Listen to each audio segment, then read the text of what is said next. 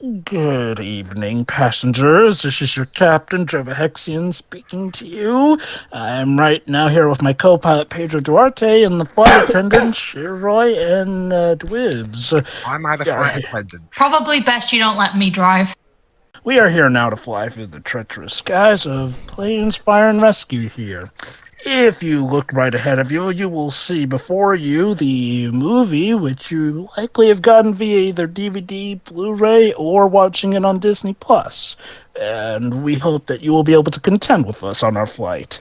We should warn you it is a bit of a rocky trip, as on a budget of $50 million, it only made $147 million, which was quite a drop in altitude from last movie's box office. And while it has apparently rocky reception, which is apparently considered better than the last movie, make of that what you will. We'll see. But hey, in addition to bringing back a lot of the keen cast on the previous movie, including Dane Cook, Stacy Keach, Brad Garrett, Terry Hatcher, Danny Mann, and flipping Cedric the Entertainer, now we even got some new faces like Hal Holbrook, Julie Bowen, Ed Flipping Harris, Regina King. Yes, that Regina King.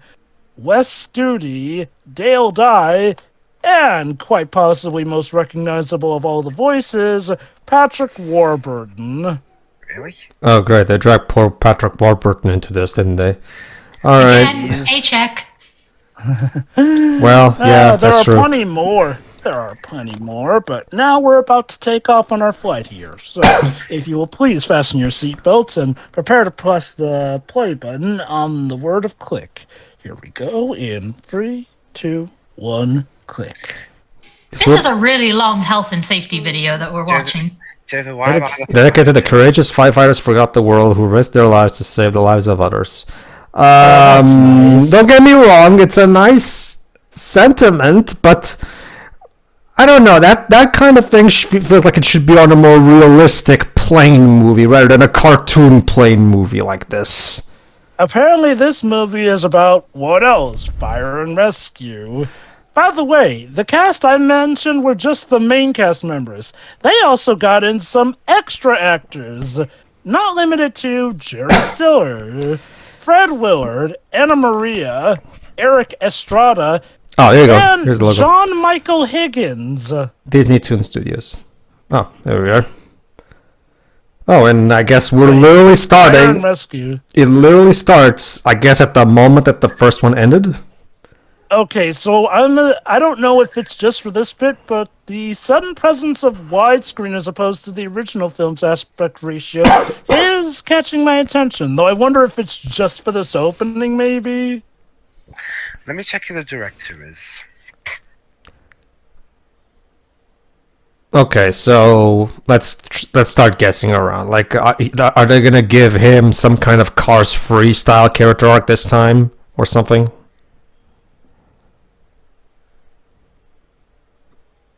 Or maybe, oh my god, Jove, I just thought of something. Yes. Maybe they're gonna give him a lesson in humility arc to rehash the first Cars. So, let's see. So the movie opens up with him continuing his racing career. Well, good on them. They didn't forget he has become a racing plane. Alright. The film was directed by Bob Scanaway. Never heard of him. Let me see what he's done. I've got the Disney Wiki up at least. He's worked on a lot of animated Disney TV shows like Timon and Pumbaa, the 101 Dalmatians, the series, House of Mouse, Mickey Mouse Clubhouse, Lilo and Stitch. Oh, that's actually a good track record, actually. And more recently, he's been an executive producer on Monsters at Work. Okay. Oh, wow. Okay, so I guess we're in good hands. So my guess Hey, is when Disney Toon closed, Pixar was all like, "Hey guys, you guys can come work over here." I mean, hey, you worked on planes. That counts, right? Mm-hmm. Probably doesn't, but we'll allow it. Oh, by the way, Pedro, good news. They even netted in Kari Walgreen in a role in this movie. Oh, great. And Kevin 'Cause Michael Richardson, too. Okay. Look. Look, you're making planes, okay? Like, you don't need to get this entire all-star cast of voice actors for something like this. I mean, Yeah, honestly, can I sheesh. just say this? Between the two Planes films, these are some of the most prestigious voice casts I've seen. Like, really? For I mean, Planes of if all this was things. a mainline DreamWorks and Pixar movie, this would just be business as usual. But for a movie that had this budget and is so, low key in terms of, relevance, because most people even forget these movies even exist. Yeah, how did they even manage to get all these actors on such a meager budget? I'm wondering if the voice cast is where most of the budget went. So about what was supposed to come out after this, in at the D23 Expo in 2017, Lasseter announced that there would be a third film, and it would be about aviation in outer space and developed by Disney Toon again. Wait. They were literally going to have the first film go to outer space? Are you kidding me? Brilliant.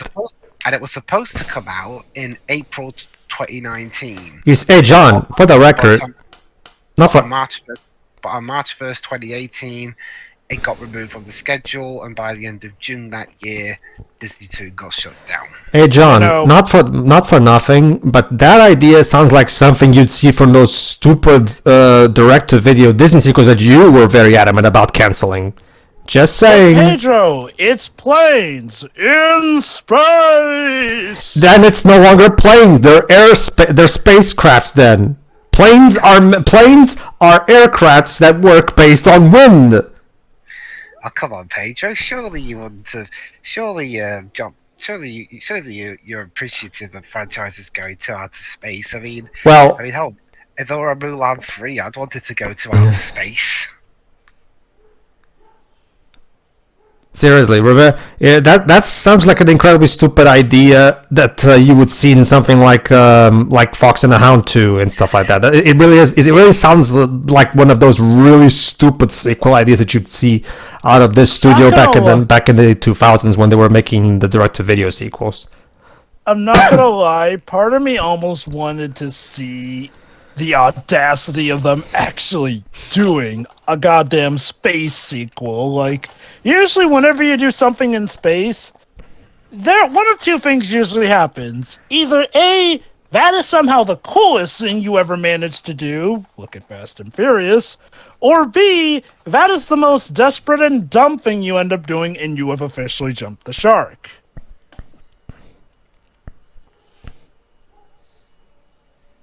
But let me guess. Oh.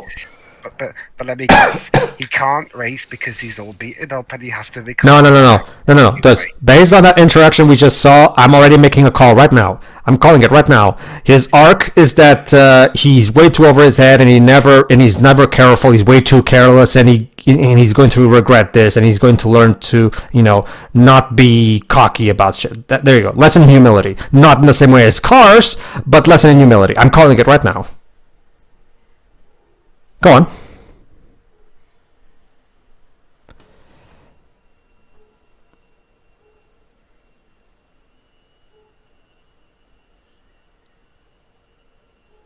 Oh. Well, crud. Okay, because he's an old dust plane. Yeah. It's weird. He's not necessarily old in age, but I guess the type of plane he is out of date. Which, okay, that's kind of messed up when you think about it. That's like if we done that old people, oh, sorry, we can't give you a hip replacement because newer people's hips are not compatible with yours. It is kind of grim, actually.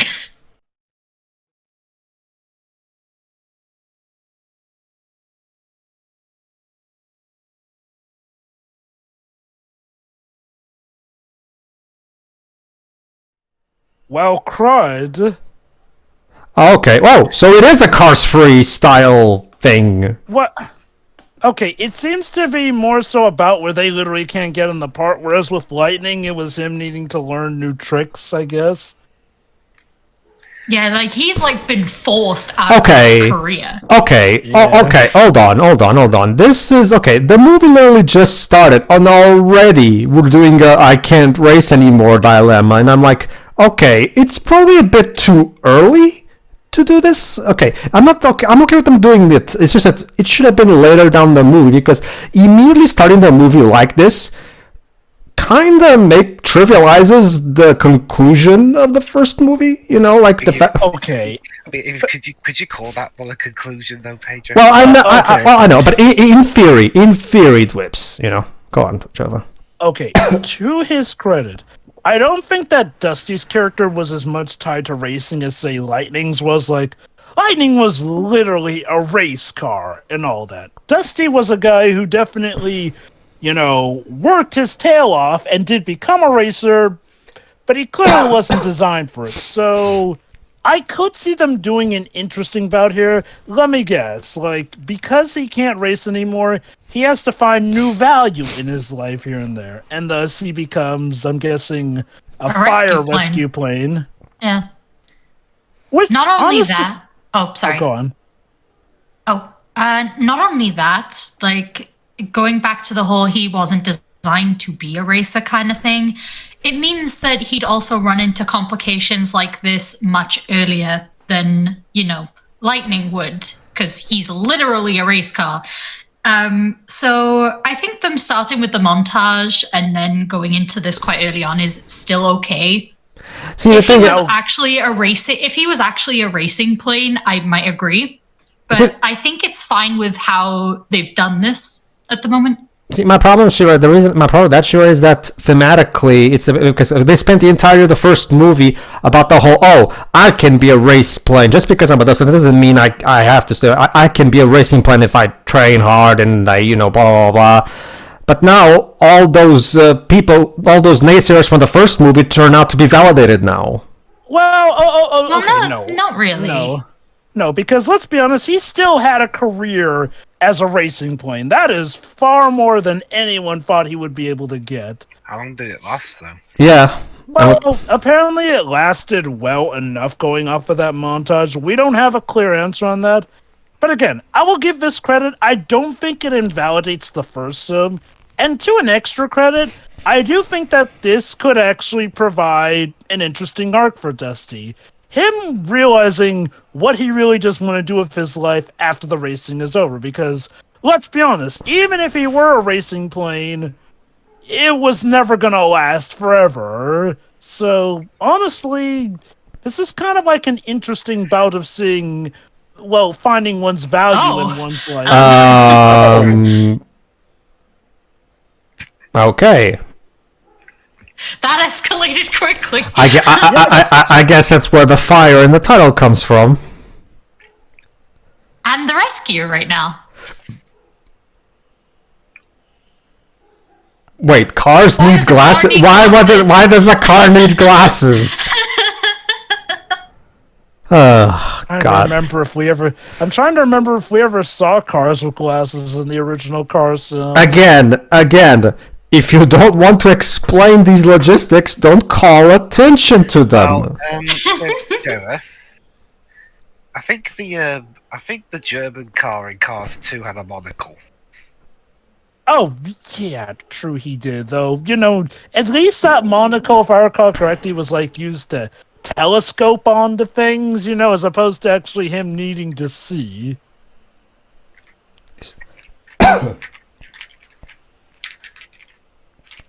But, okay. To their credit, I can maybe kind of get why they would want to move away from the racing thing, because, let's be honest, when it comes to the first one, we pretty much got the plane racing we were going to get. What would they have done for a sequel? Oh, no, another race. Can he win? Probably. Maybe that was the filmmakers thinking for Cars 2.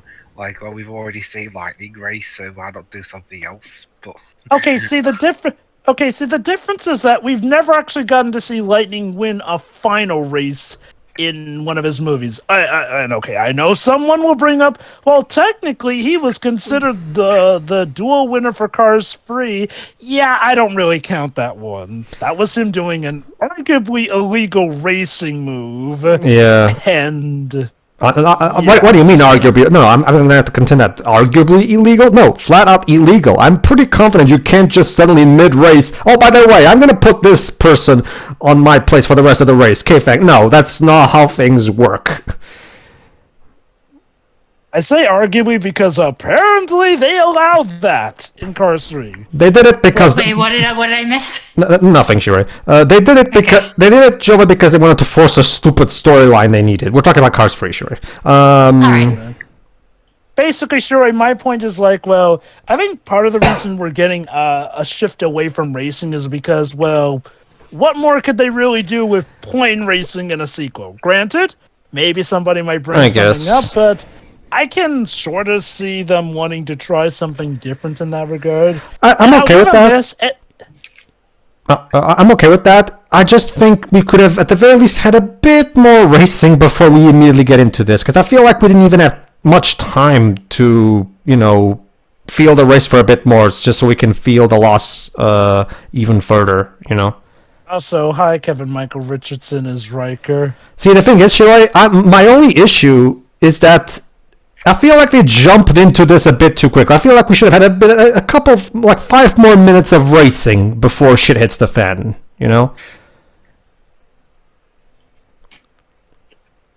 Also had John Ratzenberger there. Mm-hmm. That being said, Wibbs, I will also say, to back up what Jove is saying, I'll also say that now, see, here's the thing about this movie. This movie is actually still technically continuing stuff from the first game. It's taking in a direction, the storyline, but it still feels like a natural continuation that, even though I think the shift in theme could have been, like I said, a bit better handled, instead of just immediately jumping into it, at the very least, there's a natural logic behind this. Cars 2, on the other hand, no. Cars 2 has literally nothing to do with the previous movie. It has the same characters in it, but it is in no way trying to carry on what the first movie did. It feels like they wrote a script for a different movie, and then John Lasseter looked at it and thought, hey, we can make this the next Cars movie, even though this is never meant to be a Cars movie to begin with. Let me put it like this. If Planes 2 was following the same logic that Cars 2 followed, we'd suddenly be focusing on Chug instead of Dusty, and there'd be this side plot that is completely removed from the mentality of it. Well, Pedro, that would explain why a lot of things just feel weirdly different in Cars 2 compared to 3, down to tone and composer even. Yeah. I like the score of that film. Mm-hmm. Cars 2 was basically the first big major red alert regarding John Lasseter, where he basically, it was basically just him shitting his pants all over in public, and everybody's like, John, what the fuck are you doing? Not just John, but Pixar in general, because for as much as easy as it would be to place all the blame on Lasseter, he was not the sole problem going on. Let me put it like this: you don't have an entire dork age just because of one person, even if that person is the big guy in charge. A lot of Pixar projects. Brave anyone? Actually, Jova. Trouble as Lasseter called, I don't think he was kind of the main reason that Brave ended up Actually, Jova, no. We know, thanks to the development we've learned since then, that the main reason why Brenda Chapman was taken off the project was because John Lasseter didn't agree with her direction for the movie. So, yeah. Although, to be fair, didn't we also not agree with her original idea for the film as well when we heard about it? Well, the thing is, according to Brenda Chapman, she butted heads with John Lasseter a lot. And according to people who worked on the film, Brenda was very confident about the kind of film she was going to make specifically from the whole female perspective thing, which again didn't really turn out in the final film when Mark Andrews took over. So again, we still don't know all the details, but what we do know really points to John Lasseter having some, not allowing Brenda Chapman to do her thing. Okay, so in that regard, can we literally tie every Pixar dork age film in some way to Lasseter? Well, not everything. not everything, Jova, but the truth of the matter is that he was the chief creative officer. So he's the one responsible. Even though you can potentially find other culprits, he's the one trying to keep this shit in line. So he's the one who's giving the face. He's the one who has to take responsibility for this shit. Because that actually is a good point. Let's say for example. Let's say for example, if Pete Docter for some reason went insane and started making a shit movie, like it would be John Lasseter's job to stop him from doing so. And well, okay, so it seems that Dusty has found a new calling in life to help out with fire and wait, songs? We have songs in this movie. See, it would be like, let me give this example, Shiroi. If you came to my place and someone like your dish was overcooked, who would you complain to? The manager, right? I guess, yeah. That would be me. So I'm responsible, even though the cook fucked up. I'm the one who has to take responsibility because I should be keeping this crap in line. Oh wait, let's see. Yes, even the trains are alive.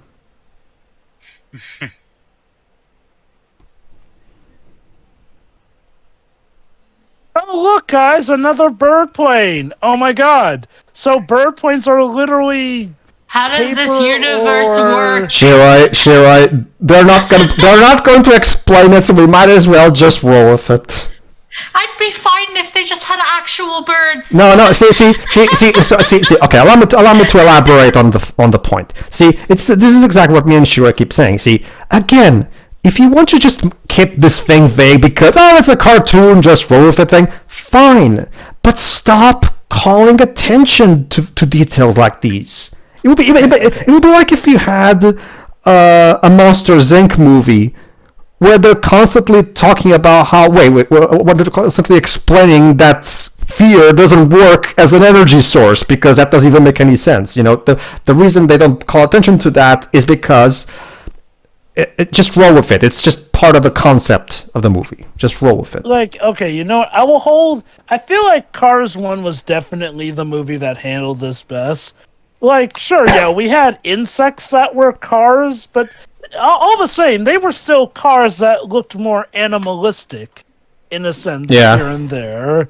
Whereas here, the birds are literally toy planes. Like, they have googly eyes and everything. It's kind of uncanny. Actually, just for a better example, look at Toy Story. Like, a lot of people like to talk about how there's a lot of weird ways about how the Toy Story universe works. But again, the reason that's fine is because, at least up until the fourth movie, the movies never actually called attention to it. So you're just like, okay, just roll with it. It's just... the whole concept is, what if toys were alive? Just roll with it. But then the fourth movie had to come and just shit all over everything. But whatever. Moving on. Yeah. But yeah, okay. Ashura, how am I alive? I don't know. No. For the record, everybody, Shiroi was very excited for the fourth movie because she wanted a proper explanation about how building a toy works for children, and the movie just completely cops out on it with that stupid line. Have we done that commentary yet? No. Okay, I'll save what I actually hoped the movie would be, the explanation of that, for that commentary then, because we still have to go through the first three movies first, Shiroi. We haven't done any of them. Alright, I will save it. I mean, honestly, we're so far away from it. It would probably be fun if you brought it up here, but I understand if you want to save it. No, I'll still save it. It's fine. Wait, oh my God. I'll remind her. Please tell me this isn't going to be his new love interest, because that would mean they completely forgot about the love interest of the first film. Although, again, to be fair, she was a bitch. So... yeah. And also, Pedro, no need to remind me. I'm never letting it go. Okay. Wow. Anyway, if I can give this film some credit, I do appreciate how they're giving Dusty much more of an arc than he had before. And oh my God, that plane is horny for him. Jesus. You see, if this was a male plane doing it, then the whole situation would be seen in a whole nother light. Oh my god, is the helicopter a Native American? Hey, Shirai, I got it. This female plane is trying to call dibs on Dusty. Can you remember that? Oh, God. Basically, Jova, there's Own people. basically, Jova, there's this entire stupid episode in Anne with N-E where the girls literally say to Anne, "No, you can't talk to Gilbert. Ruby liked him first. She has dibs." And me and Shira are just like, first of all, does that word even exist in the 19th century? Ugh, it's just so stupid. Now it does. Anyway, I that's wrote my name on them, so they're mine now. Go ahead, Jova, sorry. Anyway, that's Ed Harris as the helicopter. Sure. So But basically he's I will say, learning... One thing Go on. Sorry. One thing I can appreciate about this movie is that it's giving Dusty way more of an arc than he had in the previous film. Like in the previous film, it's just, I want to be a plane. Here, it's him after achieving his dreams, but now having to confront the reality of what happens when the dream is over. Like, that's a thing. A lot of people will plan for this big moment in their lives, but don't consider what will come after. It reminds me a bit of Monsters University. I love Mike's arc in that one where he trains his hardest to become the best possible scare he has. As he himself says in that movie, I thought if I tried harder than everybody else, I would succeed. But again, the movie makes the point that sometimes you're just not cut out for some things and you might want to consider other options in life. So now we have enough money to use AC/DC, even though it's the same budget as the last film. Yeah, seriously, I'm noticing that this movie has a surprisingly adverse soundtrack. We're already having 2 songs now. Granted, I feel like the last one had only 1 song in it. Mm-hmm.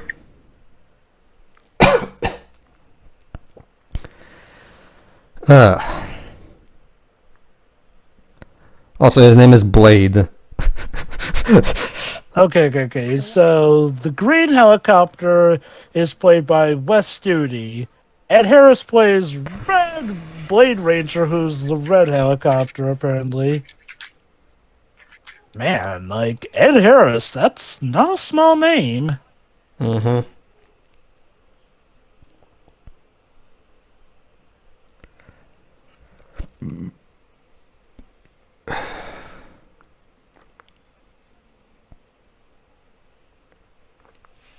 We hope all the AC/DC fans appreciate the money we put in to get this song. This is where the budget went. Wait a minute. If this is where the budget went, then how were they able to get all these all-star actors? Did they just blackmail them? Yes. Work a scale or else. Again, Planes is very bizarre in the sense where, okay, granted, this isn't even acting like the animation is bad, but it definitely feels like the animation is probably one of the cheaper aspects where everything else seems pretty high grade. I'm usually very tolerant to... Okay, nowadays, not so much back in the 2000s. Nowadays, I'm usually tolerant to cheaper CG films because CG animation has evolved technically, on technical standpoints, to the point where it's become much easier to make a perfectly visually acceptable film on low budgets. Like, for example, some people like to say that the animation of Addams Family 2019 is not like the best. Yeah, well, it is not. I still think the animation in that movie works just perfectly fine for what it's trying to do anyway, so whatever. Same thing here. It's a problem though when you have something. I mean, it used to be a problem back in the 2000s when you didn't have a budget because, again, CG animation is more expensive than 2D animation. But fortunately, the techniques have evolved, and now it's become much easier to do this on a budget.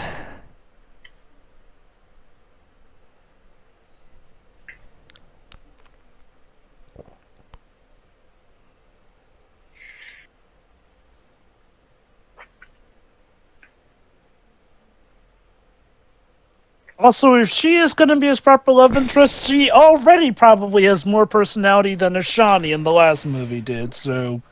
Okay, I can definitely see why critics found this one to be an improvement so far.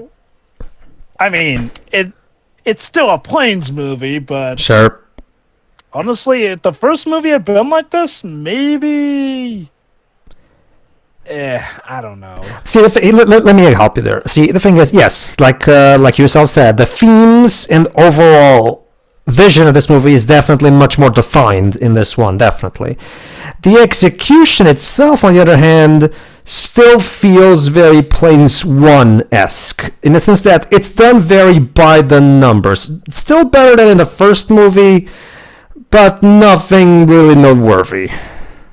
I think that's a good way to put it. Like, I do like how this movie does a better job of keeping us guessing, whereas the first one was incredibly straightforward, and the biggest bout of diversion was when we came into that interesting arc for Skipper, which that was like in the last act of the movie. Make of that what you will. For example, I will say this. I will say this though. You are right. It does still feel like, well, it's a planes movie. The identity of it is either mediocre or just fine, but not spectacular.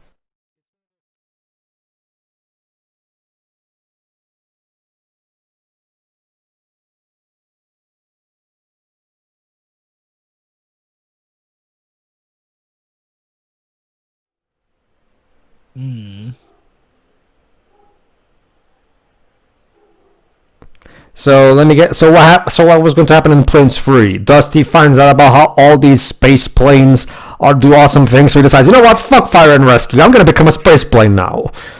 Like, I honestly. Okay, granted, maybe it'll have to do something with the end, but that's actually a good point. Dusty, because if that would be the case, Dusty is a plane that radically changes careers on a dime.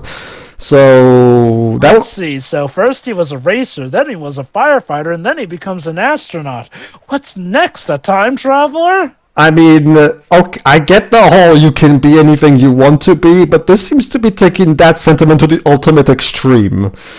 Wait, Shiroi, I've got it. In Planes 4, Dusty will become the next Doctor. Ha ha ha. No. Oh, come on, Dwibs. Tell me you wouldn't want to see the Doctor as a vehicle.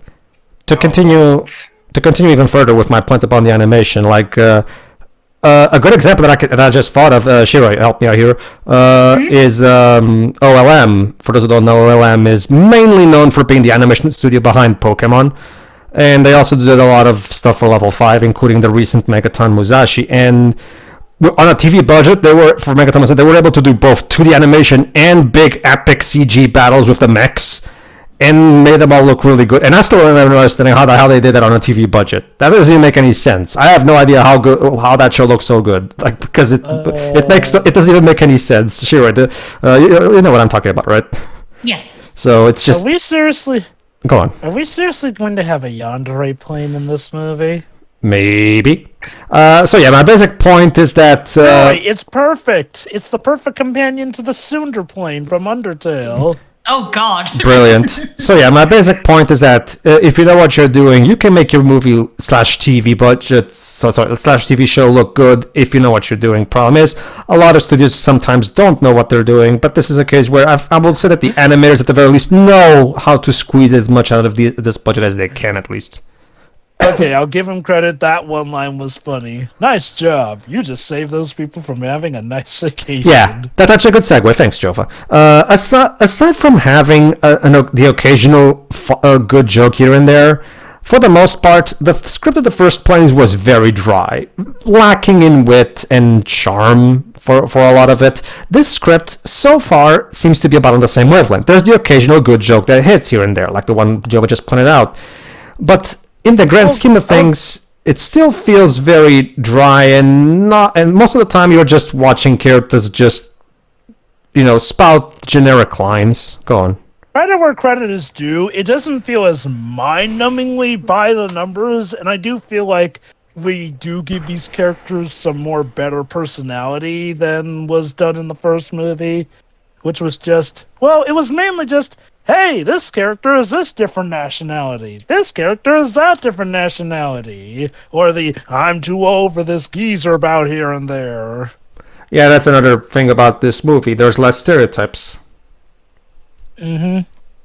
is that really something to praise it over? Like, well done, you've achieved the bare minimum. Well, again, Dwebs, this is kind of Planes in a nutshell. You take the win where you can get. And again, even aside from that, no, this is legit a better movie than the first year. However, I can still see why this was the end of the line. Now, granted, apparently the reason this was the end of the line, okay, was that based off of how this didn't make as much money, or was that strictly because of John Lasseter getting booted off, Dwebs? Probably a combination of the two. It's not made clear exactly, but I mean, this film didn't make as much as the other film. Yeah. So So like I said, probably a combination of the two. yeah.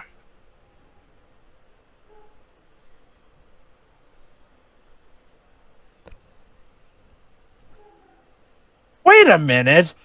Is that... Oh, right. Yes. John Michael Higgins is also Varric's voice actor. But yeah, no, that's John Michael Higgins as this car here. You may remember him as Varric from Legend of Korra, aka quite possibly the best character in Yeah, that thing. how did they drag all these people into this? Again, this is the mind-numbing thing about Planes. Like, the animation, and mind you, I'm not even saying the animation is bad, but let's be honest, the animation suggests a much cheaper budget. Yet both of these films managed to net in an array of amazing actors. Hey John, how about hey John? We got this role for you. It's a car. You're gonna play a car in Planes fucking 2. Look, I'm kind of a really good voice actor. I don't think I. Hey, weren't you in Legend of Korra season 2?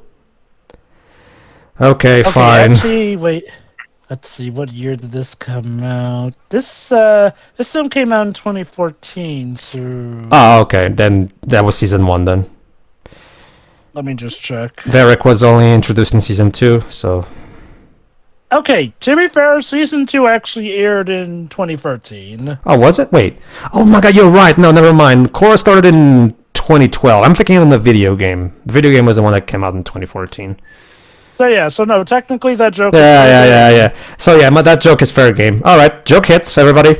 My joke hits. Again, yep. You know what? I will give John Michael Higgins credit. He helped make Varric the de facto saving grace of Black. Oh, definitely. I mean, everybody agrees with that, so... Yeah.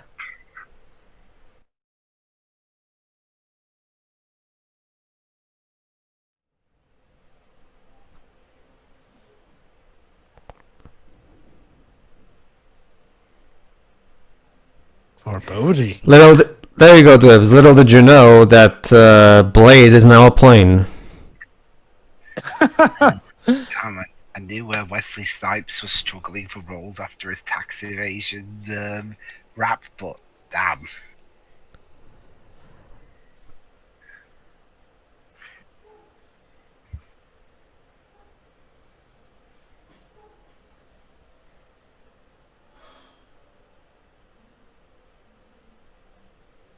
You are a terrible gatekeeper. You don't go around telling them passwords to whatever. To his credit, they never told him the password, but told him to come, so... Yeah, that's the thing. You should have told them the password before this point. Oh my god, that plane really... Oh my... Howard the fucking truck. Okay, I will give you that one. That was funny. That being said, though, don't allow that funny joke to distract you from the fact that the female plane just did plane harassment, and Dusty apparently has to take it. Hey, Dwib? Hey, Dwibs. Yeah. If this is Howard the truck, does this mean there's a scene where we see car tits? Again, if the... Again... Well, Jover, Wait, Nick Wolf... Jover, this is Howard the truck. We're probably gonna see car condoms. I guess this is their way of, equalizing things from the first movie, where the Mexican car was, as me and Sure have joked about, treating the female car as an object. You know? By the way, you know that Eric Estrada was in the original Chips show? Yeah. He's in this too. Sure. Let's bring in everybody.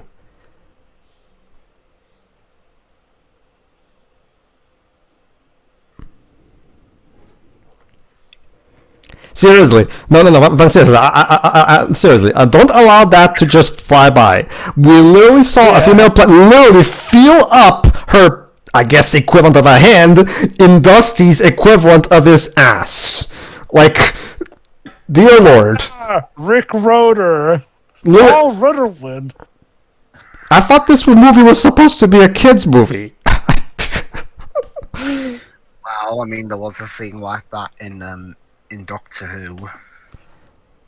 I will give it credit as well. The movie is also much better paced than the previous movie. Like, things do feel like they move on at a brisk pace, whereas the first movie sometimes could kind of be a slog because it's just like kind of spinning its wheels. Pretty much, yeah. Okay, so we just learned an interesting thing, though. One of those helicopters was Blade Ranger, the guy in charge here. However, it's mysterious. If he was a big actor, why is he now working here? Dusty wonders. Okay, I'll give him credit. They're doing the whole hidden past of the mentor thing better than the last one, which, yeah, the last one just shoehorned that in the last act. This one is at least building up to something of a mystery with it. And we're almost halfway, but that's better than, again, just shoving it in at the last minute.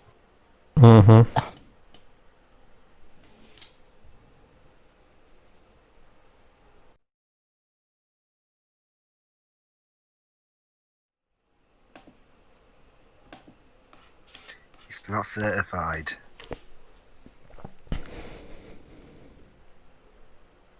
Okay. Oh. Okay, so the moral of the story is, who cares if you're certified to do something or not? You can do it. You can do it right away. Also, it is like, a call to importance, and they need all the help they can get. No, Jover, if I found that out, I'd rather be rescued by a clown. Also, Dwebs, now I'm going for the same thing you usually do on these commentaries, where I made a very simple joke about what's the female plane's name again, Jova? It is. Let me look this up. Okay, I'll wait.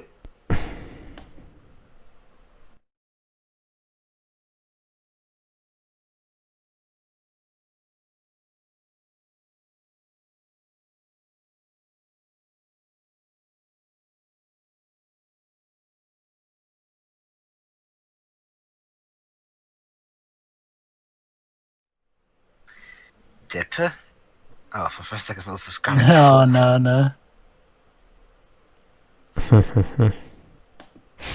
Hang on, wait. Da, da, da, da, da.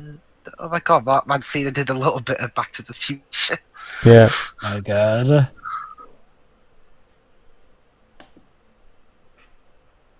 Your what? Well, anyway, the point is, Dwebs, I made a very casual joke about female plane, quote unquote, calling dibs on thing, but yeah, now with that little moment she and Dusty shared, yeah, suddenly my joke took a horrifying reality, and all I can say is the same thing you usually say, which is, I was joking, movie. I just...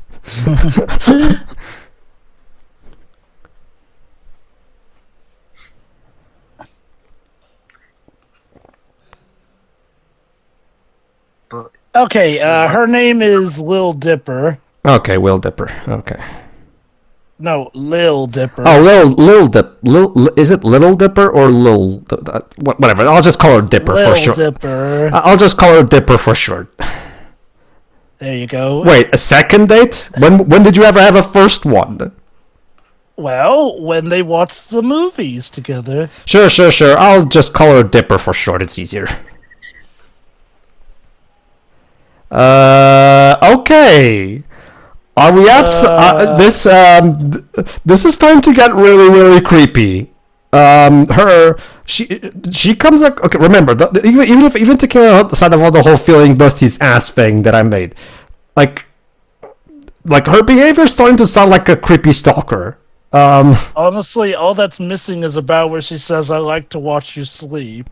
And I like to watch you sleep often, and by often I mean always. But Shiroi, Shiroi, you missed a whole lot of crap. I'm sorry. What kind of crap? Basically, sure. Remember that joke that end with an E joke that I made about the female plane called Dipper? Yeah. Guess what? She basically did what is the plane equivalent of feeling Dusty's ass with her hand. And then, Dare I ask what the plane equivalent is?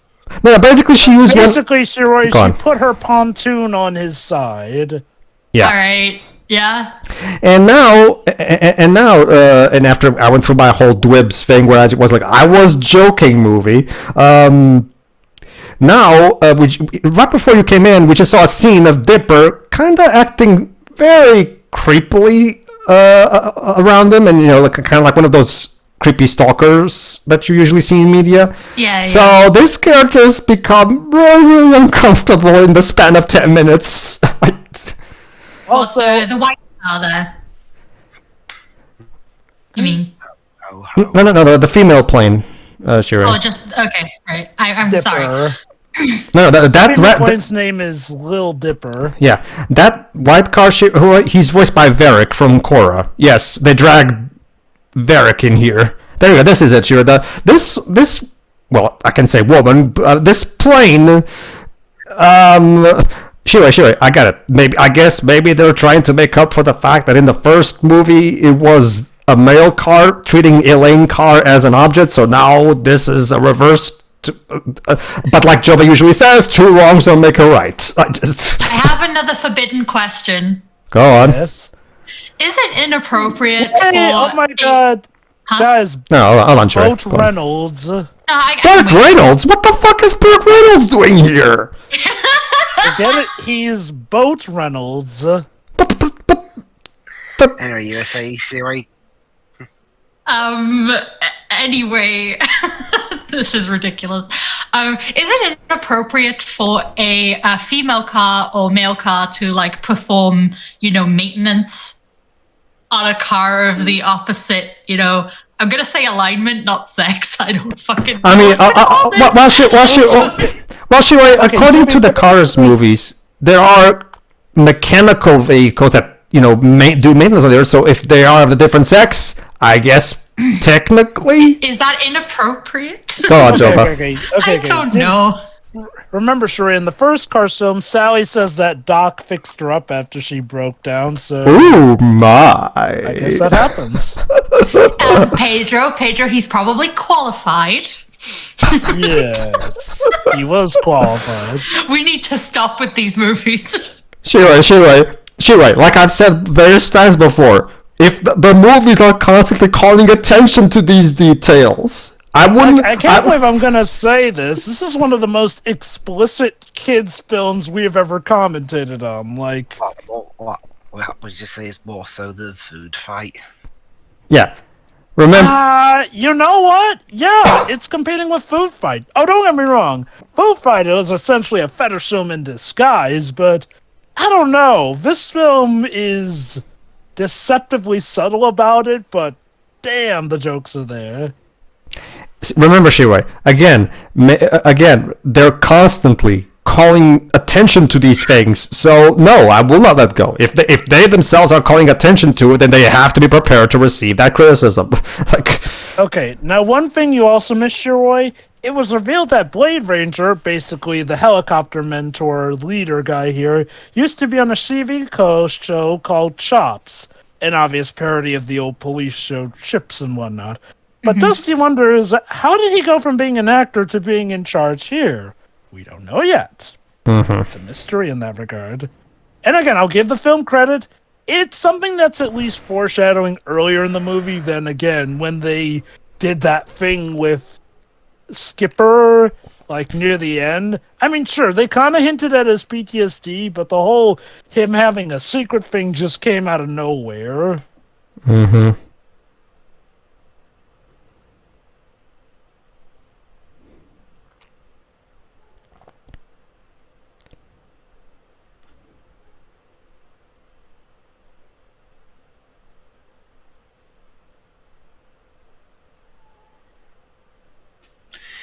Okay, I will give Dean Cook some credit, and I think he's improved on the last film.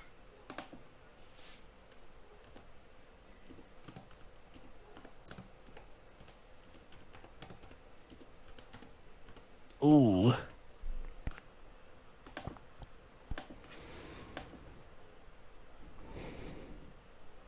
I will give this movie credit. There are some legit serious moments that they're handling with no bout of irony or whatnot. Like, I can't believe I'm saying this. I actually do feel like I can care about these characters here. Mind you, it's a shame that, these moments weren't more here in the original. That's not to say the original didn't also have serious moments that were good. It's just here it actually does feel like, they are trying to get us to care about these characters' plights better.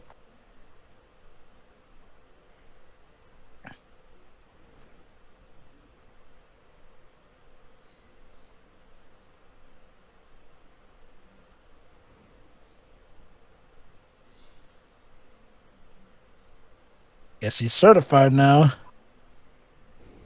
But I don't feel certified. Oh, what a shame.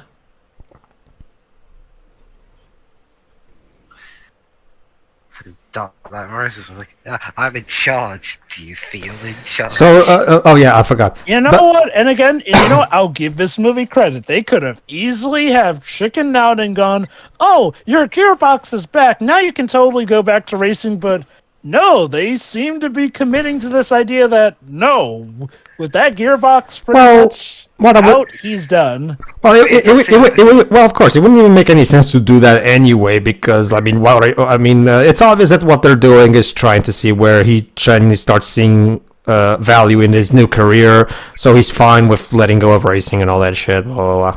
Well, again, remember, it's a planes movie. I would not have been surprised if you'll take what you can get. Yeah, you'll take what you can get. Yeah, I get it. Although I will say it does feel a bit weird that they spent all that time. It does feel a bit weird to me that they spent all that time. Hypey got from Setsi got from paying off the racing thing, only to undo all that in like the first 5 minutes. Yeah, that's my only real major issue. I still feel like we should have gotten at the very least 10 minutes of racing thing just so we can, get back into the swing of things when it comes to what happened in the first movie.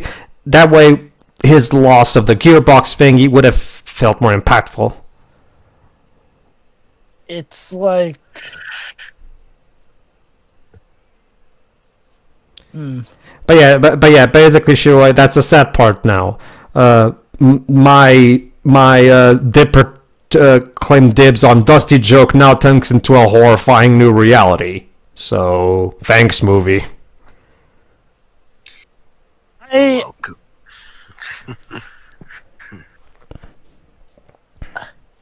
think I attribute the whole racing thing kind of being about there's only so much time they have in this movie because of the budget, I assume. Yeah, because this movie is only 1 hour, 23 minutes. Because remember, the previous movie was 1 hour, 34.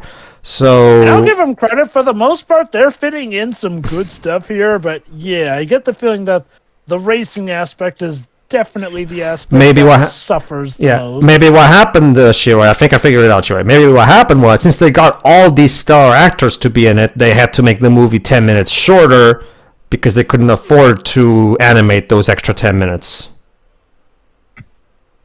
So maybe that's the idea. I figured it out, guys.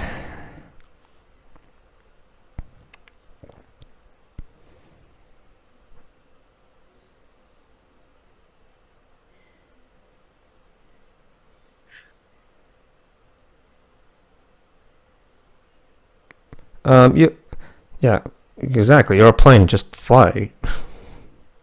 Admittedly, he was kind of caught in the water. That tends to make it a bit tougher for planes. Well, but doesn't he? Those things he have on his feet, aren't those things specifically used for water planes that to take off and shit like that? So, I think those things are used to hold his water that he disperses. Oh.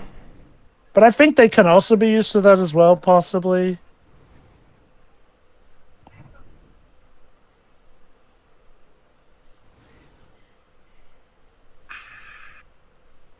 that ain't good. Oh, Oh. forest fire. Maybe they'll actually do something about it. Rachel Plain. What? Rachel. I was gonna say that. Rachel made a plane so nice. Oh my god! Oh my god! Destroying the forest. Oh my god! Sure, I just realized. That's the Yeah. plot twist. Dipper turns out to be Rachel Plain. Oh my god. No. We need mechanical puns. It's not Rachel. It's Rachel. If you forgot who Dipper is, sure, it's the female plane that I've The one who is a little questionable and a little... A little. You know, Sheila, after we're done this commentary, I'm gonna ask you to go back and so you can watch that scene again, because that was not quote unquote subtle. Like she's harassing him, basically. so yeah, basically Dipper is Rachel Plain and she's secretly the one that brought this forest fire.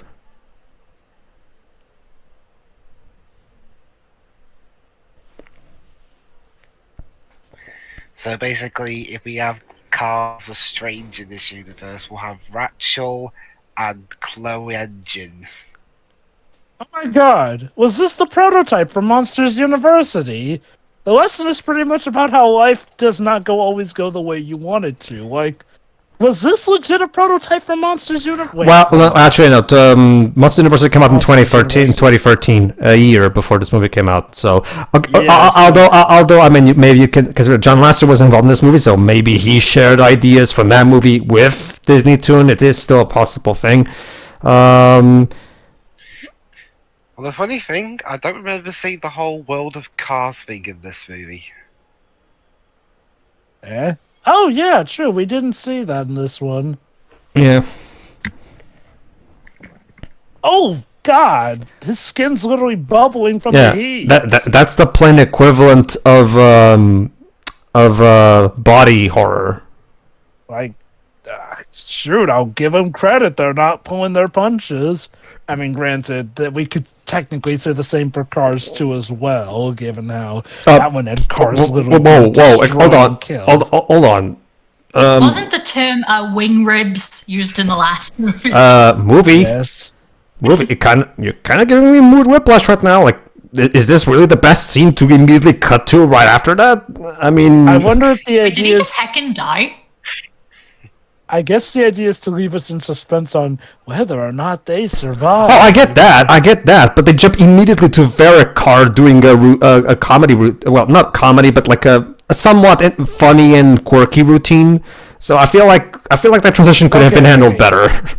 To be fair, this is a transition for them acknowledging that a fire is coming and that they may need to evacuate. So I'm guessing that's what this was setting up to show how out of control things are getting.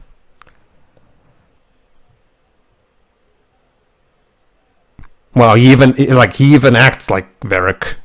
I'm officially nicknamed Varric Carr. Varric Car. Yeah, somebody. Yeah, thank you. All right, that was funny. I'll give you that.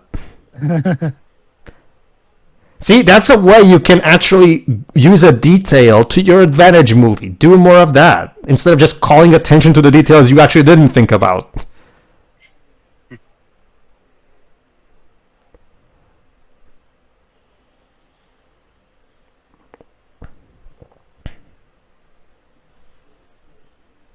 Hey, Patrick. Yeah.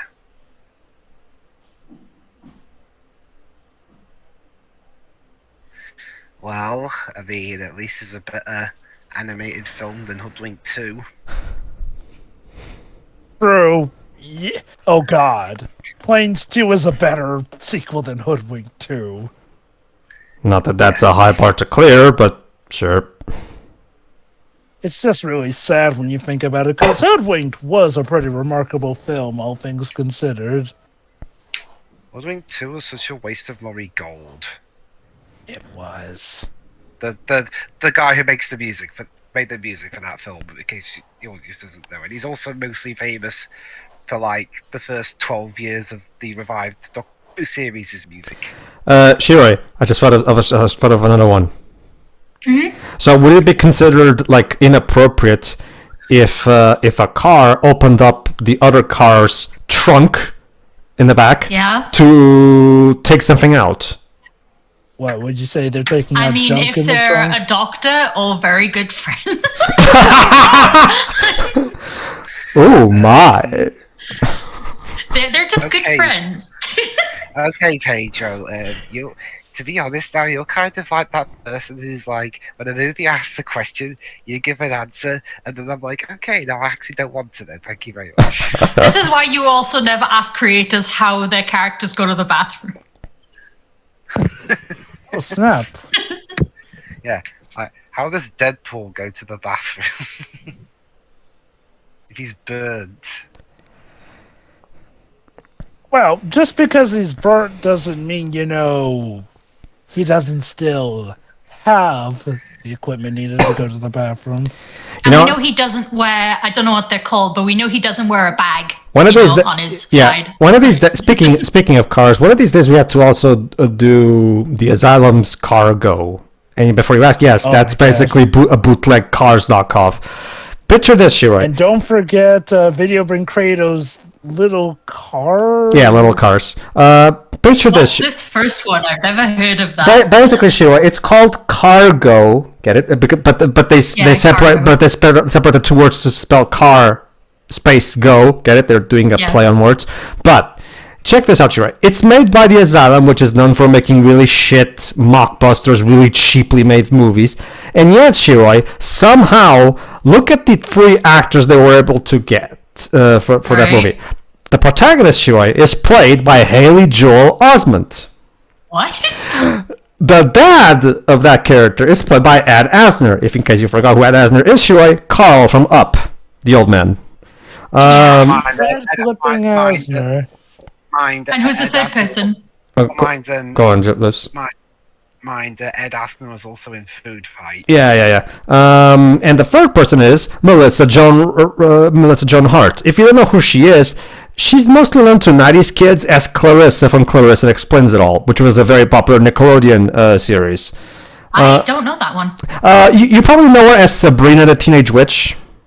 Okay, yep. Ah. So yeah, they were. Now you're gonna ask me, Shiroi, how the hell was the Asylum able to get those 3, renowned, well-regarded actors? I have no fucking clue. I see. Okay, so it turns out the reason that Blade became, a firefighter was because, his friend apparently died while trying to help someone in that regard, I think. So that's why he opted for it, and out of the actor's lifestyle. Also, that car has a little mustache. I know that a lot of them, not the car, like the forklift thingy. I know that this has been a thing since the first Cars movie, but again, I have to ask, why would a car need a little mustache? Yeah. I guess to their credit, they do sort of show them as accessories on there, which you sometimes see on the front of a car, so that's fair game. I guess. Also, I will give this movie credit. It does actually have some consistent stakes across the board with a literal forest fire. So, yeah. Oh, this forest fire is really spreading like mad, though. Geesh. That's a forest fire for you. It really, Jesus Christ, it really is like in Arcadia Bay. Car Bay? No, that's Arcadia Bay. No, Carbadia Bay. Carbadia Bay. Okay.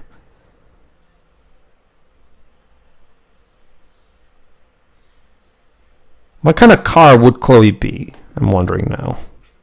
Pickup truck. So what car would Rachel be?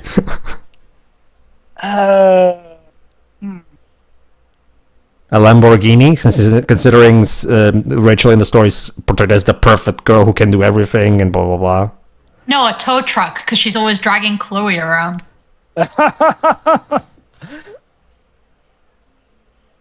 What about Max? What car would she be? Muscle car. Muscle car? Oh, there you go. Sure, here we go. He just put his hose on her hole. So there you go, Shiro. I guess that answers our question. It's just perfectly acceptable. To be fair, they're filling them up. Well, trying to fill Oh, them up. no, I get what they're doing, Joe. It's just that Shiro asked earlier about the whole, like, is it inappropriate in the car world to do for a car from a different sex to do this to the other car? Apparently, it's fine. So yeah, there you go. A lot of hoses go. A lot of hoses go into a lot of holes, Shiro. That's how this world works. Well, give them credit. The fire's well animated.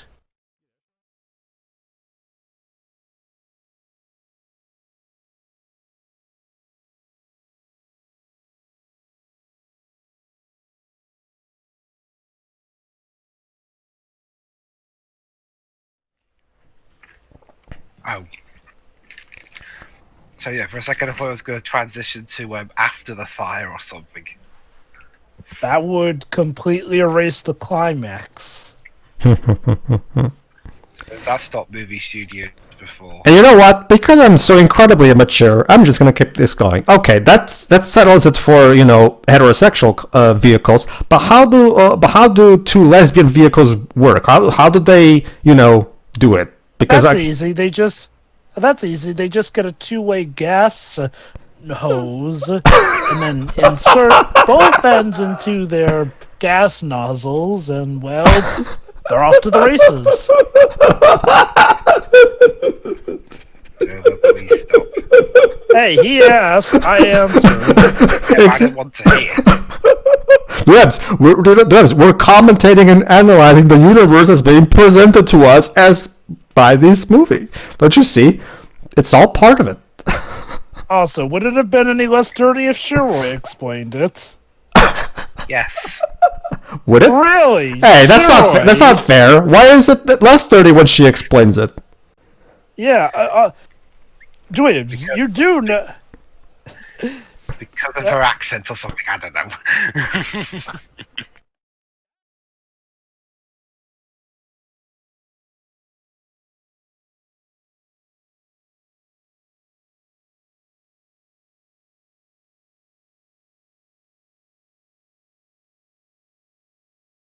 Is that true, Shiroi? Is what true, sorry? Basically, Dwibs thought that you explaining how two lesbian vehicles hook up would be less dirty because of your accent. What? Basically, sure, because I'm incredibly immature. I just reached. Basically, sure, because I'm incredibly immature. I'm wondering how LGBT cars handle their hookups. Considering, okay, I can understand two male gay cars because you just put your hose in the other person's. Well, hey, I'm using the terms as indicated by the movie, okay? Maybe they just nuzzle tails? I don't fucking know. Well, I mean, Basically, it's like coming out of our shells tour behind the scenes. They end up banging on pipes. Yeah. basically, Shiroi, my theory was that, well, they get a gas hose that, has two nozzles at each end, and insert it into each car's gas compartment, and then they're off to the races. Yeah. Yeah, no, that makes some sense, yes. There you go. See, Dwips? See? I told you. It's fine. It's fine. This has been vehicle sex education with squirm Squirm. bombs. Yes. More specifically, Jova. Thank you. That was the biggest waste of time. That was the biggest waste of a university lecture I've ever seen. Guys, But you didn't pay for anything. Exactly. Yes, Roy. To be fair, it's better than any. It's better than any of the late Ultimate Warrior's so-called university lectures. Go on, Oh, Shiroi. God. maybe this is the movie that has Disney's first ever openly Oh, gay God. Oh, my God. That's the thing, Shiroi. None of the... Remember, Shiroi, technically there's no LGBT vehicles in this universe as far as we can tell, so that wouldn't even work for that joke. Wait. I'm trying to remember if we got a gay couple in Cars 3. We did? I don't remember. I'm trying to remember if we did. Hey, Blade came back. You know what? Okay. See, here's the thing. You just reminded me of something. The whole this is the first thing that they do. You know what? You know the interesting thing. I actually have a thing an idea for a way for them to do that and get eat their cake and eat it too. Here's what they should do instead of constantly saying this is the first one for reals is this time, guys. Here's what they should do. Actually count them. This is the 35th one we've done. This is the 36th one we've done.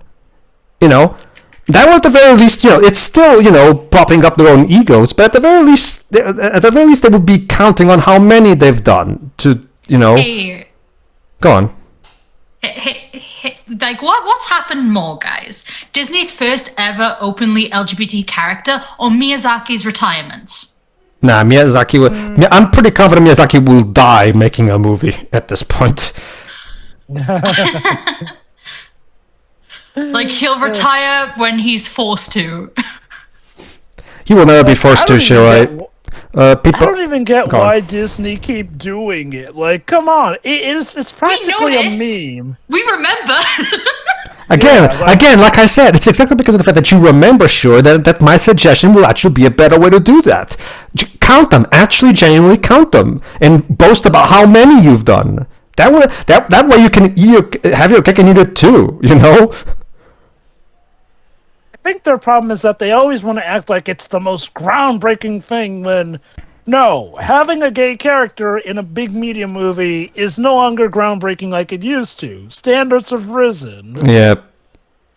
See, the reason... See, that's why back in 2005, Brokeback Mountain was so celebrated by the Academy Awards as well as critics, because that movie genuinely did break ground, because back in 2005, that kind of having a male gay romance was, let's face it, not at all... Okay, maybe it wasn't the first, but it was definitely one of the major first big blockbusters to do it. If not the first outright major blockbuster to do it. I guess it's kind of cute that Lil Dipper sticks around even when he's unconscious, because, She's watching him sleep. Mm-hmm. Like I said, all that's missing is a line of her saying, "I like watching you sleep." A lot of times, and by a lot of times I mean always. I'm actually surprised that we haven't gotten a line like that for her.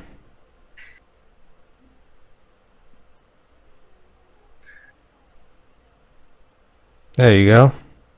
Kudos. Wow.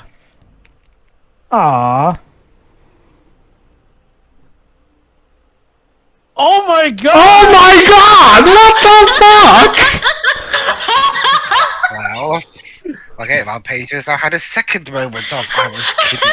We were fucking joking, you stupid movie! Oh my god, I called it! I didn't think they'd do that. Okay. See, here's the thing. When Steven Universe did that... Sorry. See, here's the thing. When Steven Universe did that, it did it as a joke. That line was delivered completely straight, and the movie doesn't really laugh at it. No, apparently that's supposed to be charming somehow. Also, the fact that she, came up real close to him and whispered it to him, oh my god, that's so creepy. Shuri, it's official. We found Cinderplay's long-lost sister, Yonder Plane. Yonder Plane, oh sure. god. So, there you are, ladies and gentlemen. The first ever sexual harasser of the world of cars, as it's officially named. I'm wondering... I was gonna... Oh, go on. Is she supposed to be the new love interest, or is this just all a joke in that regard?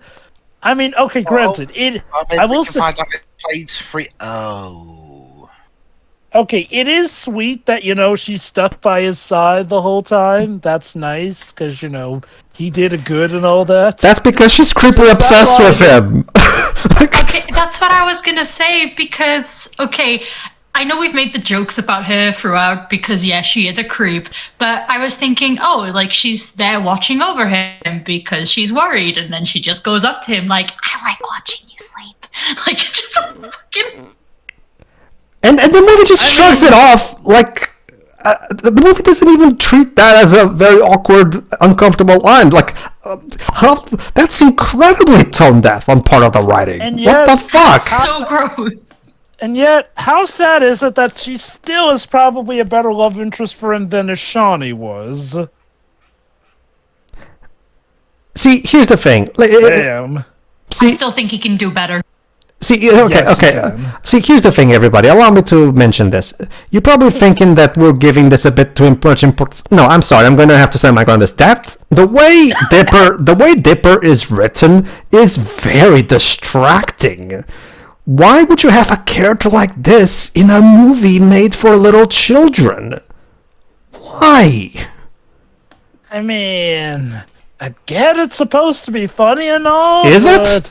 but- Is it though? I thought. Good question. That's the thing, Jova. If it was meant to be funny, then you'd think the movie would have some kind of ironic, like maybe some, like you would have Dusty, be awkward, give an awkward look to her or something, like awkward. But no, the movie doesn't even seem to realize what it's doing. Wait, is the movie about to end? Yeah, I'm. Yep, there you go. Oh, never mind. Oh, okay. It kind of looked like it was ending. Oh wait, no credits. There we go. Oh, there it is over. There you go. Okay. I will say this. This was definitely better. Wait, Yes. that was it? Yeah, that was it. That's it? That was Well, it. I mean, to be fair, Ribs, we did deal with the big climax of the giant forest fire. Really? That was the climax? Well, yeah, big forest fire. The Oh. movie's called Fire and Rescue. Well, I thought there was gonna be like a fire at the place where he grew up or something, and that would be the climax, or the farm where he came from. But no, what? Anyway, back to what I was saying. No, this is definitely an improvement over the first plane sub. I credit where credit is due. It's not just a minuscule improvement. No, they actually have a better thought out plot here, more fleshed out characters, arcs that actually go places, a story that doesn't at least leave me feel like I'm about to snooze. And there is arguably some rewatch value in this. Though granted, I'm going to attribute most of that to just seeing how flipping insane Lil Dipper is, cause Jesus Christ, girl, wow. You might be needing to go on a list. Keep it in is your all- tail, lady. Yeah. No, again, Shirai, I think we have to put her on a list.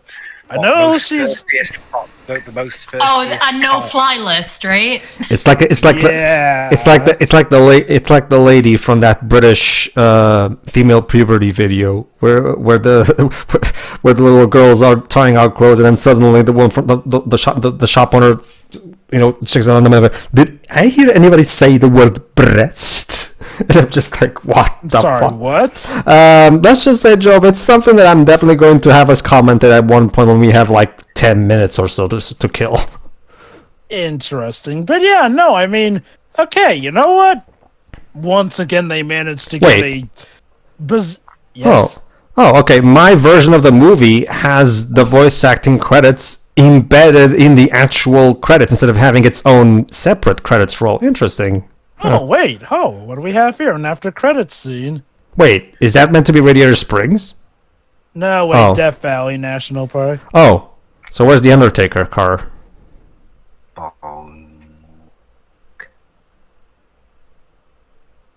Thanks, John Michael Higgins. But yeah, no. I mean, cute. Having the credits be helicopter lifted in. Adorable. Mm-hmm. But yeah, no. I mean, no. This is a legit improvement. It's not even just it's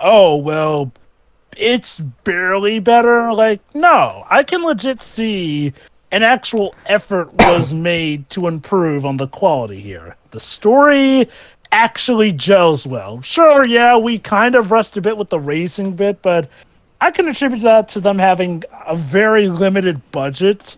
I feel like they did what they could without making the first film feel pointless. Again, they actually give Dusty much more of an arc here. What happens when life really does not go your way, which is something I'm sure a lot of people can empathize with. And it's not just an easy solution either. Like, no, there is still work put into it. The characters are definitely better handled here. For the sake of, they're not just one note. They actually do have fleshed bits to them. And I will admit, in a kind of sick bout of humor, I do get a kick out of Lil Dipper.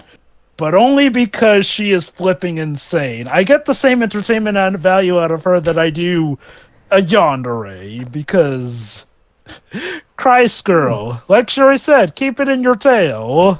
My problem is that it doesn't even seem like that's what the writers are going for. It just seems like pure clumsiness on their part. They don't even seem to understand what they're doing with this character. Well, Pedro, given all the sexual innuendos in this film, part of me wonders if they do know what they're doing. I don't know. I just don't know if I like the idea of something like that. I'm okay with risque stuff in kids' movies. I applaud that, in fact, but there's still a limit. There is such thing as taste.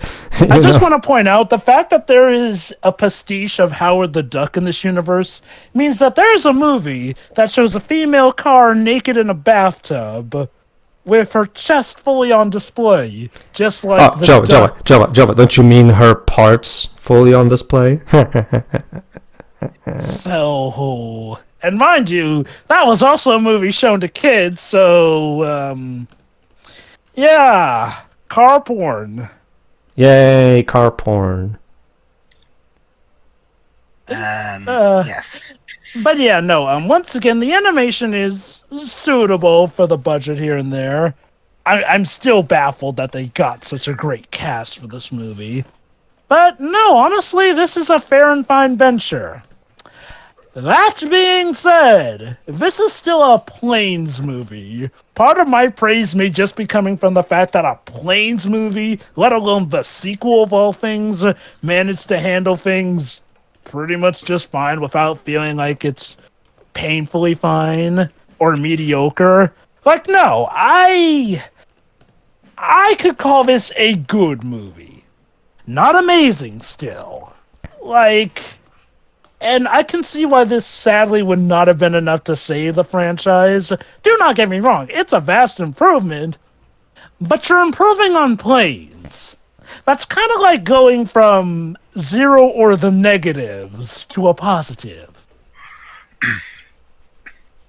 That said, sure, give it a watch. It's not a bad time, and you might get some decent laughs out of it. I can't believe I did as well. Granted, it is still far from Disney's best. It's not the most exciting, and for as cool as the animation can be at times, you still can tell the limits here and there. And, again, if you're not really into the fire and rescue thing as opposed to the high stakes of the racing from the first film, this may also come as a disappointment to you. I can definitely see why critics would have been mixed on this. Let me put it like this. This feels like something that, if Disney Plus was a thing back then, probably would have gone straight to Disney Plus as opposed to being put in theaters. Like, keep in mind also, if this was something I went to see in theaters, I probably would have been more disappointed spending a good possible $10 or $8 or $12 which begs the question, why not release this straight to DVD and Blu-ray, which was the equivalent at the time? If I recall correctly, it's probably because, the first Planes movie made a lot of money at the theater box office. So, of course, do it again. Well, I get that, but what was the decision-making on the first movie, though? Because you still think would be a direct-to-video thing with that one. Well, okay, from what we see, they wanted these to be stuff that could stand alongside the Cars universe's big theatrical versions. It was, think the MCU, but with cars instead. Yeah, and one day we'll get the World of Cars crossover. Oh, wait. No. Yeah. And you know what? Okay, I will admit, having seen the sequel, I wouldn't be too amiss to see a Planes 3. Like, I'm sure with the current team, they could do leagues better. But again, I'm not exactly rushing and yelling at the top of the hills, please bring this back. Like, at the very least with this film, I can say that they ended on a good note. Yeah, I said it's about... I seriously thought there's anyone out there going, give me planes free, or give me death. Look, I'll just say this. The fact that I can say that the Planes franchise, of all things, actually ended on a relatively good note is way, way more than I was expecting to say today. But, nah, this is a good movie. And I do mean good as in it just barely crosses the line from mediocre to good. But no, it is good. Make of that what you will. Dibs. It's fine. I mean, it's better than the last movie, which is just really unremarkable. Dane Cook's better, I'll give him that. And the animation and environments are better than the last movie. Mm-hmm. But to be honest, the plot itself isn't really all that new, although the focus on aerial firefighting is certainly a bit more unique than a lot of other films like this. Mm-hmm. Not to mention that actually makes a lot more sense compared to the whole car spy thing. Oh, God. Well, I mean, I wasn't against the idea of spy cars. It just wasn't done well at all. I can agree with that. The idea could have worked with better execution. But back to this movie. Unfortunately, again, it's just kind of there, albeit more there than the last movie. I do appreciate that they tried to develop stuff, although it is kind of weird that they spent the last movie developing another big thing only to discard it 5 minutes in. I mean, it'd be like if in Iron Man it set up Tony as being the Iron Man, and then the next movie he decides like, you know what, I'm going to be a gardener instead. They kind of had that weird veering with his character in Iron Man 2. Yeah, but it wasn't that drastic. It still sucks, but it wasn't that drastic. And the music is also fine. I've heard better, although I have heard better from Mark Mancina, such as Moana, for example, that he did 2 years after this. So, yeah, I mean, at least he wasn't stuck in Disney 2 studio hell. And this ended up being their last film, didn't it? Unless it was the Tinkerbell movie that came out after I this. think so, yes. It may have been a Tinkerbell movie. Or that, yeah. There was... Let me double check. Well, whatever. I'm pretty confident that whatever they made after this was just Tinkerbell stuff. Probably. Yes, they made Tinkerbell the Pirate Fairy in 2014. Oh, wait, and then the final thing was Tinkerbell and the Legend of the Never Beast in 2015. Yeah. So this was near the end of their long and illustrious run, dating all the way back to the times of those directed video films. I'm still utterly stunned that this is probably one of the better ways to end things off on. Yeah. I mean, it's still not great, but at least it's better than, I don't know, Belle's Magical World or Cinderella 2. Those are the absolute bottom of the barrel. I will say, okay, I do kind of enjoy the third tale of Cinderella 2. It's the other two that are really garbage, in my opinion. The one with Anastasia's redemption thingy. It's retcon in the third movie, but to be fair, the third movie is much better anyway. No. To be fair, that wasn't retcon. Anastasia's development was actually kind of built on in Cinderella 3. Okay, remind me, is the baker from the second movie in the third movie? I don't think he is. I mean, not that okay, I haven't seen that one, so I won't call it. Well, whatever, yeah, let's move on. Not the time, yeah, go on. But yeah, I'll wrap up my final thoughts. It's solid, and at least it's a decent way to end the Planes duology on. But but if they did get another film out of this, it would have still needed some work. Mm-hmm. Okay. Sure. Sure. I do think it is a bit of an improvement from the first one, but I feel like it has its own problems. You know, we were asking a lot of questions we probably shouldn't have, and not to mention there's a certain character that is kind of an elephant in the room. I'm getting to her. I'm getting to her. Boy. Why did they think she was a good idea? Like, I'll admit, at first I thought, oh, you know, so she'll be the new love interest because Shawnee really wasn't that good, but holy cow. she's a stalker. And like, And she put, and you didn't see it, Shiroi, but she literally felt his ass with her hand. yeah, and also the whole watching him sleep thing, which I thought she was doing, you know, because she cared and not because she legit likes it. I didn't think they'd bring out that line. I'm so sorry, Pedro. Oh my god. This is, oh god. I kind of feel like, because they probably knew Oh, Shiroi, a lot of people. I'm sorry, I'm gonna have to also go on. say this, make the same routine we did when we watched Anime of NE. Now imagine if the genders if the roles were reversed. It was Dipper doing this to if it was Dusty doing this to Dipper. Probably the reaction would be different. Just saying. Okay, you know, here's the difference between her and the Mexican plane in the previous film. While the Mexican plane hit on the French plane, aka Elaine, a lot in that movie, it wasn't like he got all touchy-feely until she was consenting, you know. By the time that they were literally doing all the kisses and love-making, at least it was consensual. Oh, sure. I mean, I'm not using... This one here is a creepy bitch. Oh, sure. Sure.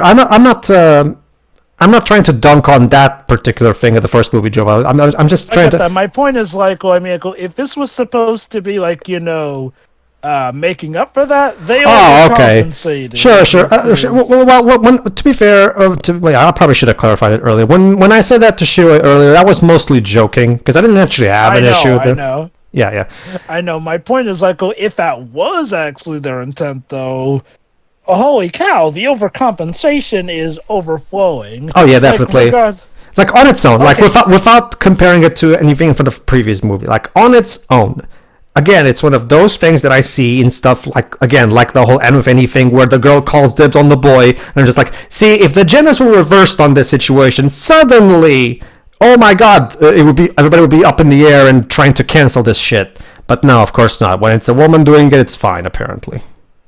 I will admit, go on. Go on. To give some credit, that's mostly with older generations. Like, if you've actually been around, people in our age group, and especially younger age groups, are actually a lot more frequently calling out this stuff regardless of who's doing it in shows. Sure. Okay. So there is some improvement in that regard, but I do agree that there's still a lot of double standards. Remember, no, absolutely. Remember, Shiroi, Wonder Woman 1984. Remember the whole, oh, is this technically rape thing from Wonder Woman 1984 that you yourself talked about? Yeah, it's like people were calling it technically rape, and I was like, it's either rape or it's not. And in this case, it was. Yeah, so like, I even went to Alice and was like, I'm going to describe this scene for you. And I asked her, like, is this rape or not? Because people are calling it technically rape, and she, like, without even a second was like, no, that's just rape. That's and my problem is that when that movie came out, while there was people talking about it, there wasn't the same kind of outrage you would see if it was the other way around. Basically. No, that is true, yes. I will admit, like, in a weird sense, yes, Lil Dipper is definitely out of line. I guess, okay, what she's doing is technically harassment, yet it's done in a way that feels cheeky enough that it's like, I feel like it would be okay. I feel like it would be. I think I get what you're about to say, and I feel like if he was like doing the exact same back, like it was a bit they were doing, then I guess. But no, it's just like he doesn't show any interest whatsoever. Like pretty much, and she's just being a creep. Yeah. I guess the trade-off is the implication that she does still legit care about him, but she is still messed up. Yet, again, in a weird sense, she is one of the more entertaining things for me in this movie. Not so much because I am condoning that kind of behavior, I want to make that clear, but I think it's more like an amazement of, holy cow, the stuff they got away with in this kid's movie. Like, wow. I feel like a part of that is because they probably realized, oh, a lot of people probably won't be seeing this one. They kind of took that opportunity to put some jokes in there that, because Disney movies have like adult jokes in there anyway, though they're usually a bit more buried. This is very much like right out there in the open. So I kind of feel like they felt they could get away with it a bit more. Or they genuinely thought it was something cute and funny when it's not. It's creepy and weird. Like...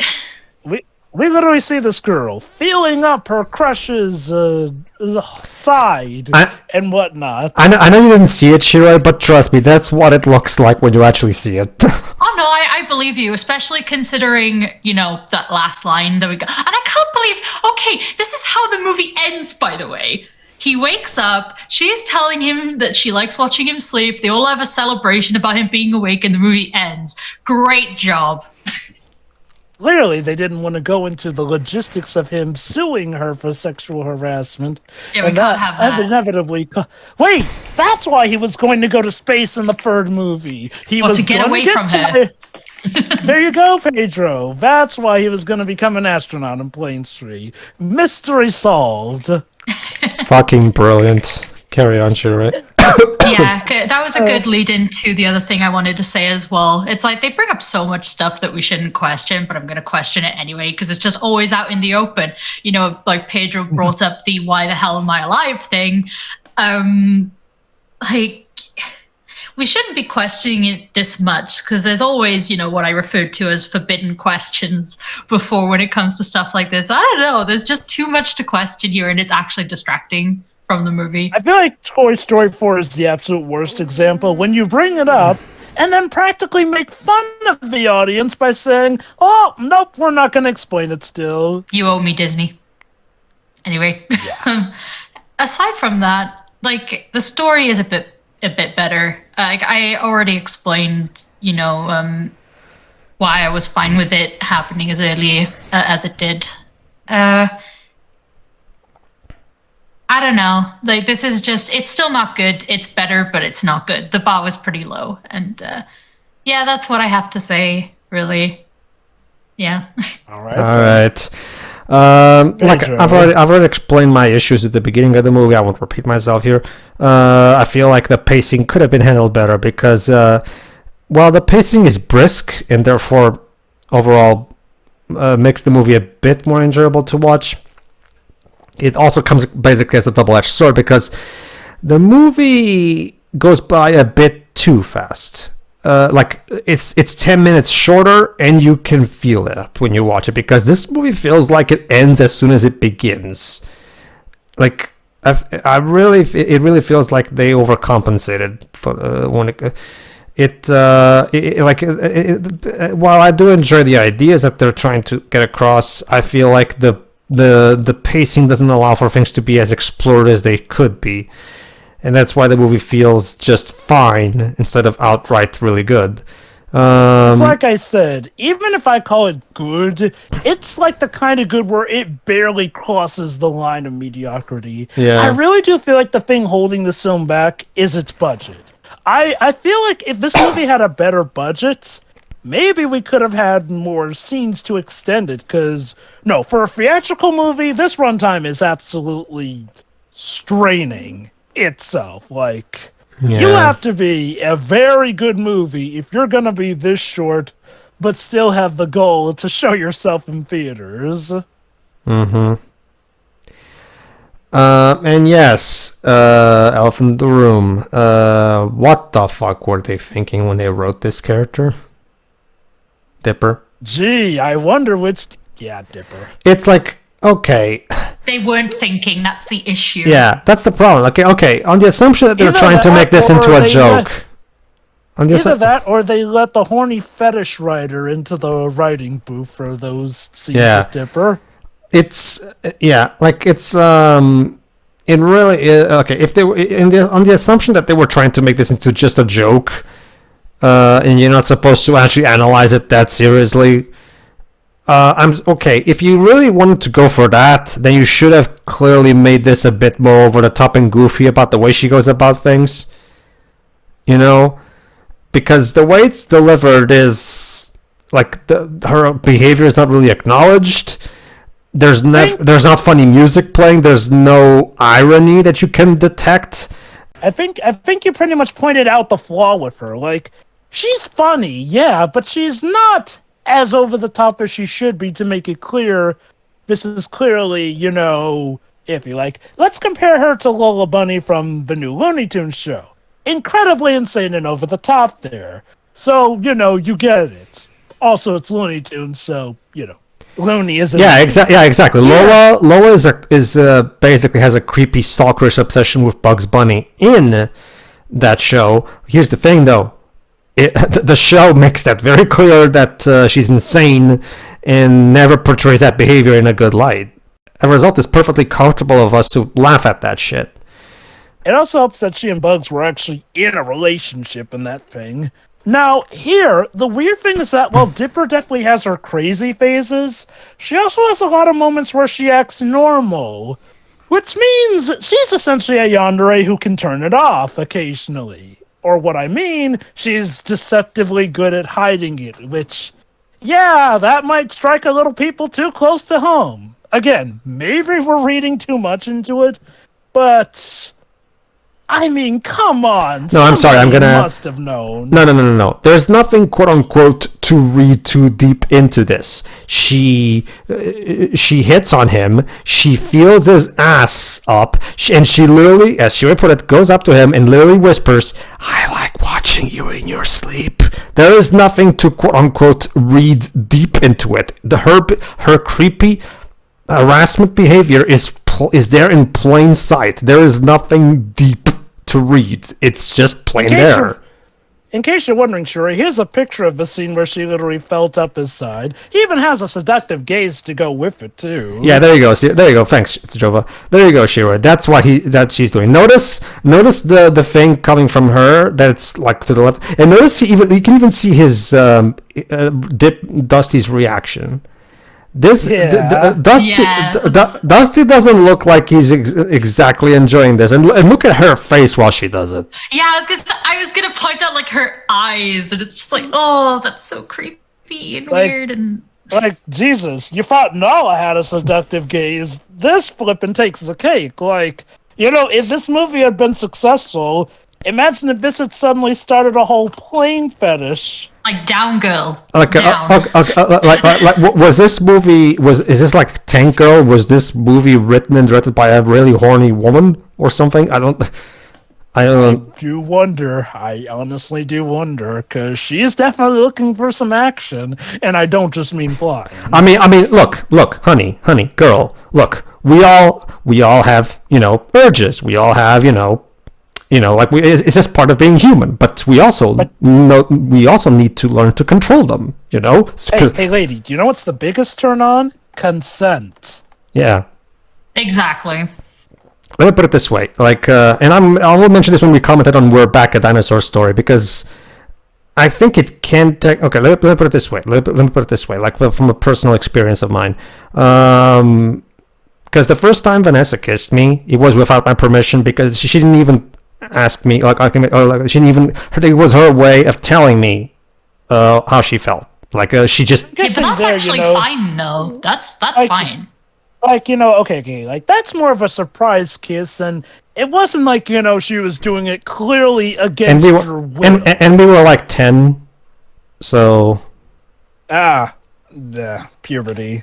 No, but that's the thing, Jova, like, I don't have a problem with saying it, like, it's just like, I myself felt the same way already. It's just that I never really said it because I was ashamed to do that, because I didn't know how she would react.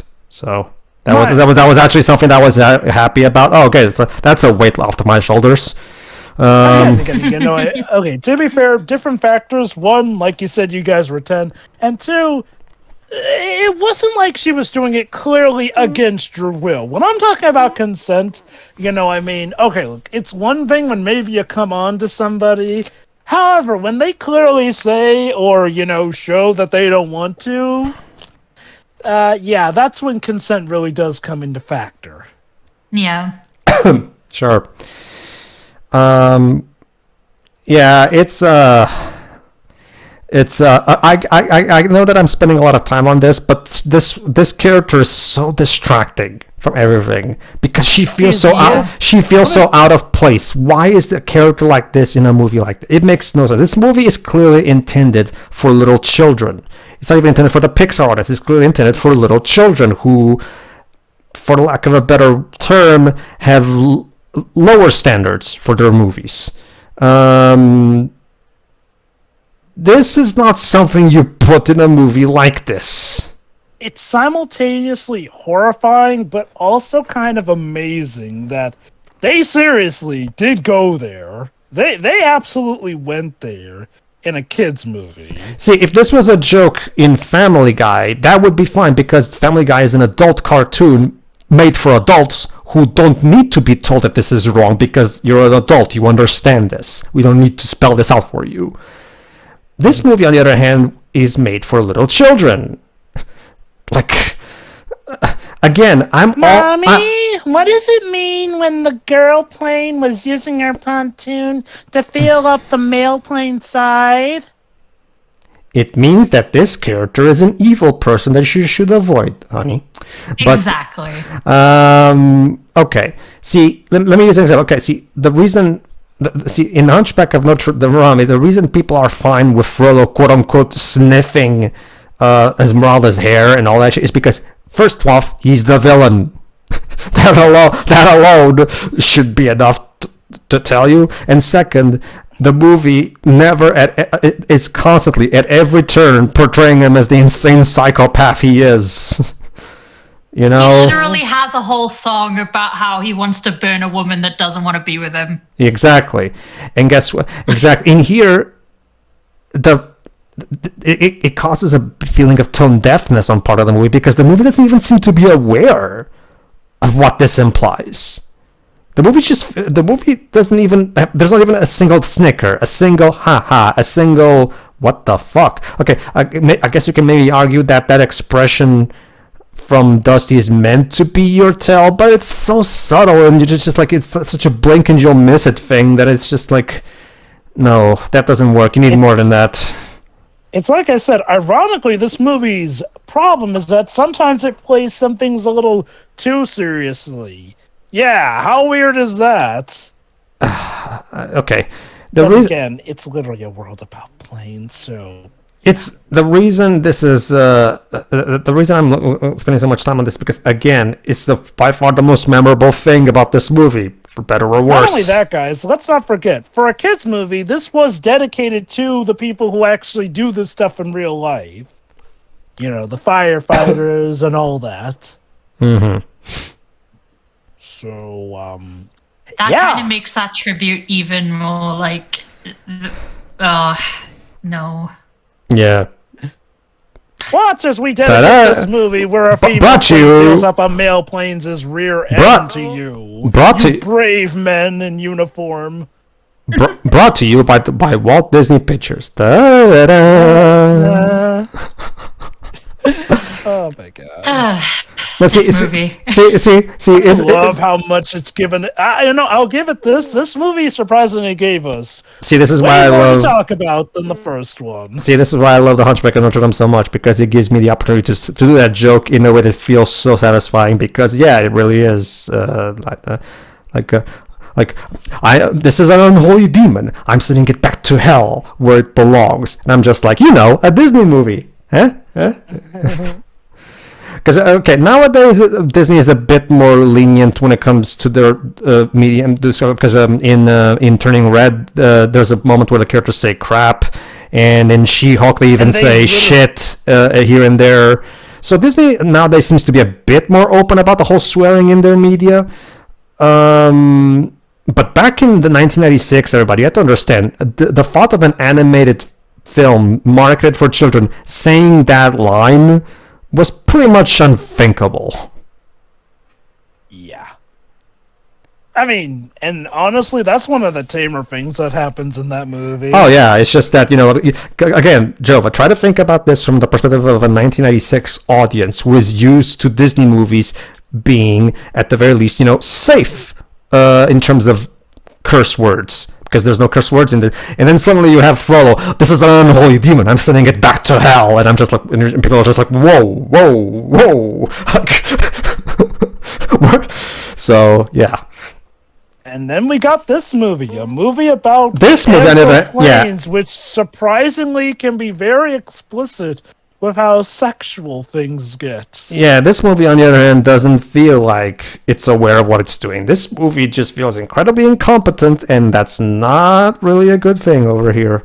I mean, I doubt that. Okay. Joking aside, I doubt that the filmmakers had ill intent. This is probably just incompetence. I'm going to attribute this to just plain incompetence on their part. I seriously doubt there was an actual intent on trying to say that this kind of behavior is acceptable. They probably are just shit writers who can't read the room and thought this was funny even though it isn't.